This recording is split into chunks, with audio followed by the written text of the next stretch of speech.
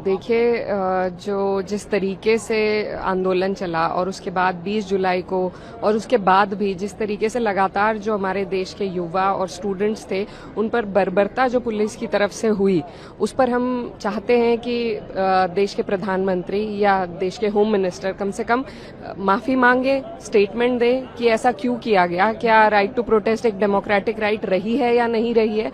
उसके बाद जो अधिनियम लाया गया है वो तो एक चर्चा, वो तो एक नॉर्मल प्रोसीजर है, उस पर डिस्कशन भी होगा, वो पास भी होगा, फेल भी होगा, जो भी है वो तो एक नॉर्मल प्रोसीजर है। लेकिन पहले जो इतनी हिंसा हुई सरकार की तरफ से बच्चों के ऊपर, उस पर हम कुछ ना कुछ तो सरकार से सफाई चाहते हैं, वो ये देने को तैयार नहीं है। एक इन्होंने कानून बनाया, ये कानून पहले भी था और उसके बावजूद अगर ऐसे पेपर लीक हुए हैं, आप दोबारा एक कानून बना रहे हैं, तो आप तो गतिविधि होने के बाद की चीजें तय कर रहे हैं। उससे पहले का क्या कि कोई रोकथाम या क्या आप सिस्टम को स्ट्रेंथन करेंगे, उस पर भी कोई बात नहीं है। तो ये तमाम चीजें हैं जिस पर विपक्ष चाहता है कि पहले सरकार जिम्मेदारी ले, जवाब दे। जब हर चीज के लिए स्टेटमेंट दी जा सकती है प्रधानमंत्री जी द्वारा, तो बच्चों पर जो बर्बरता हुई उसके ऊपर नहीं दे सकते एक बार खड़े होकर। सदन में भी नहीं आ रहे हैं, इतनी अहम आंदोलन चला इस देश में, उसके बावजूद प्रधानमंत्री अनुपस्थित है सदन से और होम मिनिस्टर भी कोई स्टेटमेंट देने को तैयार नहीं है। तो ये हमारा मुद्दा है। आप सिवान के खुद पुलिस अधिकारी बता रहे हैं कि कुछ पुलिस वालों ने इस बात का इस्तेमाल किया और उन पर कार्रवाई भी की गई है। मुझे लगता है कि किसी भी लोकतांत्रिक देश के लिए इससे शर्मनाक विजुअल कुछ नहीं हो सकता कि देश के उन नौनिहाल छात्रों पर AK-47 से पुलिस फायर कर रही है। आजादी की स्वर्ण जयंती हम कुछ इस तरह से मनाए हैं, सन 47 से चलकर AK-47 तक आए हैं। आपकी पुलिस फोर्स किस गुमान में है?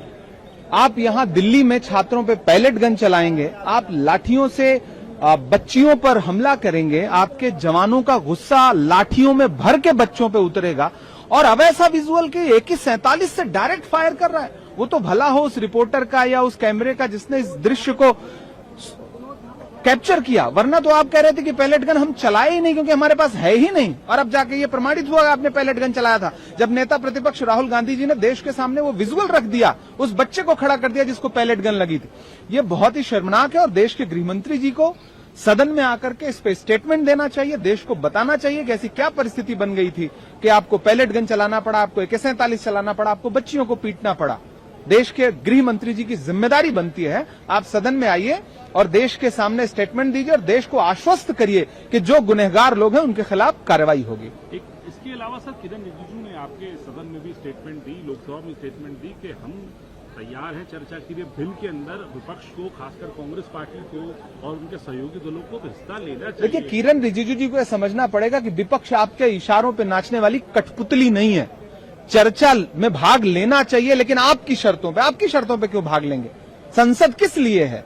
विपक्ष यहां इसलिए थोड़ी आता है कि आप जो कह देंगे हम उसको मान लेंगे। विपक्ष यहां इसलिए आता है कि देश के लाखों करोड़ों लोगों की उम्मीद को देश के पटल पर, संसद के पटल पे कैसे रखा जाए। हम बिल्कुल चर्चा में भाग लेंगे, हमने मना नहीं किया है, लेकिन हमारी जो कंडीशन है वो ये है कि गृहमंत्री जी आए, एक स्टेटमेंट दें, उसके बाद हम देश की सदन में चर्चा में भाग लेंगे।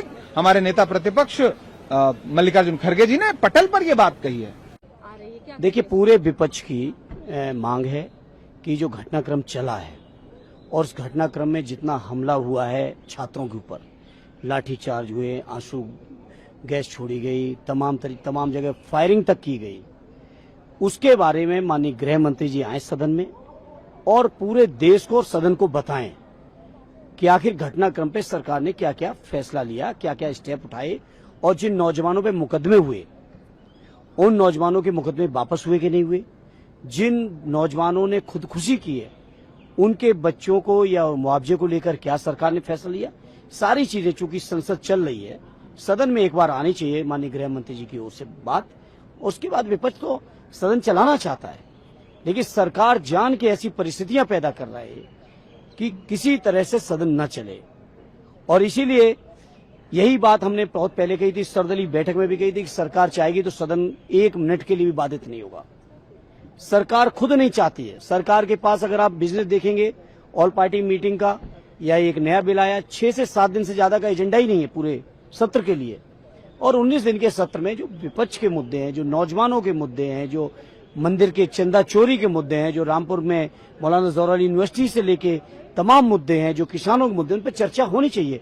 और अभी सदन को व्यवस्थित करने के लिए सरकार की तरफ से माननीय गृह मंत्री जी का जवाब आना चाहिए सदन के अंदर। लेकिन सर, पहले तो आप लोगों ने तो कहा था कि डिस्कशन होना चाहिए, धर्मेंद्र प्रधान का इस्तीफा होना चाहिए, ये जो तमाम मांगे। हाँ बिल्कुल, लेकिन धर्मेंद्र प्रधान के इस्तीफा मांगते क्या ये घटनाएं हुई थी जो जंतर मंतर पर हुई हैं? क्या घटनाएं जो बिहार की राजधानी में हुई हैं वो घटनाएं हुई थी? क्या वो देश के अलग अलग इलाकों में, चाहे वो लखनऊ हो, चाहे वो आपका मुंबई हो, कलकत्ता हो, पूना हो, देश के हर हिस्से में जिस तरह से छात्र नौजवानों पर लाठीचार्ज हुए हैं, जिस तरीके से मुकदमे हुए हैं, जेलें हुई हैं, उसको लेकर गृह मंत्री जी को एक बार जवाब देने में क्या दिक्कत है? ये तो जान के संसद को चोक करने का सरकार का षड्यंत्र है। तो अब 5 बजे एक बार फिर से हम तो चाहेंगे 5 बजे आए गृह मंत्री जी और सदन के सामने, और सदन को भी और पूरे देश को संबोधित करके बताएं कि आखिर क्या क्या फैसले लिए सरकार ने, क्या क्या उपाय किए, उसके बारे में जानकारी देनी चाहिए। कितने नौजवान हैं जिनके मुकदमे वापस हुए, जो वादा किया उन्होंने नौजवानों से, कितनों को मुआवजा दिया है। आज भी 800 नौजवान पटना के अंदर गिरफ्तार पड़े, तो जवाब देना पड़ेगा सरकार को, जवाब से नहीं बच सकती सरकार।